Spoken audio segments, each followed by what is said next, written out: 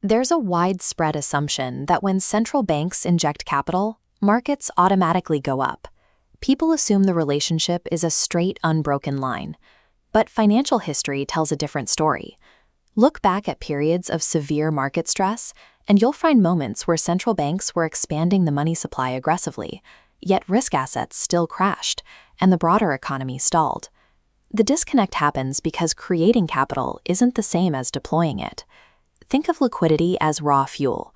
You can pump as much as you want, but if it never reaches the mechanical components of the engine, it simply pools on the ground.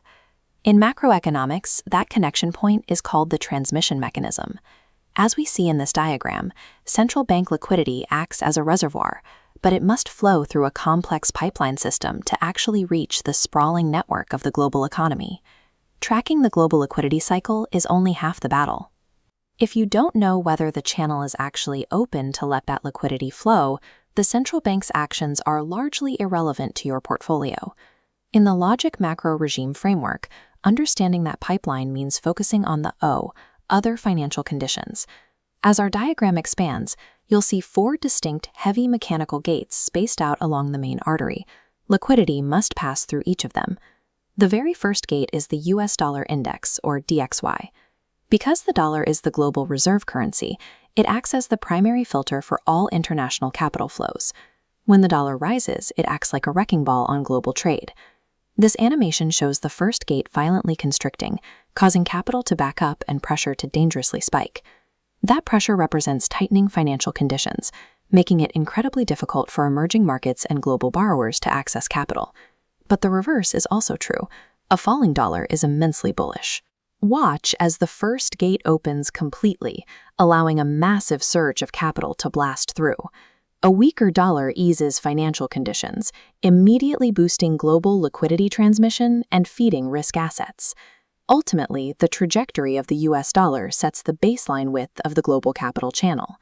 Once past the currency filter, capital hits the second friction point, credit spreads. This is the difference in yield between safe government bonds and riskier corporate debt, serving as a direct gauge of institutional risk appetite. Central banks can print reserves, but in our fractional reserve system, loans create deposits. If commercial banks are too fearful to lend, the money never actually multiplies and spreads through the real economy.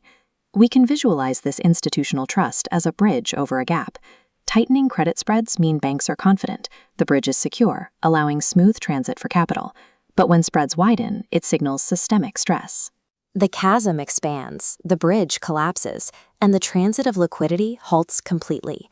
Without the banking sector actively bridging that risk gap, central bank liquidity remains trapped, sitting entirely dormant on institutional balance sheets. The third gate in our channel represents the physical world, energy, specifically oil. Oil is the master resource of the global economy, directly tying financial capital to physical production. When energy prices spike, they act as a brutal hidden tax. Every product costs more to manufacture, costs more to transport, and costs more to consume. This physical friction strips away disposable income and forcefully tightens financial conditions for both everyday consumers and massive corporations. Conversely, a drop in oil prices instantly lifts that tax burden. It creates a massive tailwind, lowering operational costs across the board and freeing up capital that can then be deployed into growth and risk assets.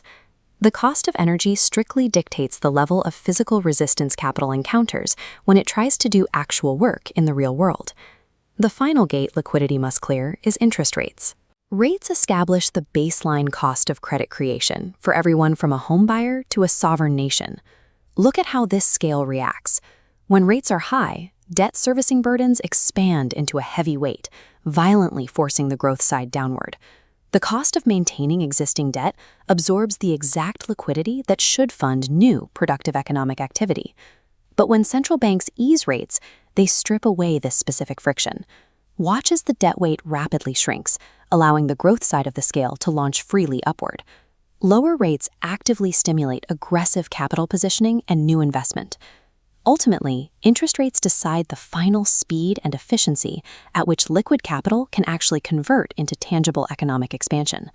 For systematic macro investors, looking at the absolute level of these four gates is a mistake. A high interest rate or a strong dollar only tells you where we are today. The real signal lies in its momentum. Markets are strictly cyclical. Financial conditions don't stay static. They expand and contract in a continuous, breathing wave. Here, the dollar, spreads, oil, and rates oscillate together in a cyclical rhythm. By tracking the rate of change, you spot the turns. Notice these bright markers highlighting exact inflection points. They predict the shift in trajectory before the wave reaches its peak. Watching this momentum allows institutional investors to front-run the emotional headline traders who are stuck reacting to yesterday's data. This is the philosophy guiding the logic macro regime framework. We know that liquidity leads growth, but it is other financial conditions that actually dictate capital positioning. By systematically tracking whether these four gates are opening or closing, investors know exactly when to pivot toward aggressive risk-on assets and when to retreat into defensive risk-off postures. Knowing that central banks are adding liquidity to the system is a prerequisite, but knowing whether that liquidity can actually survive the transmission channel is exactly where true alpha is generated. As we've seen, liquidity may power global markets, but other financial conditions determine whether the engine can actually run.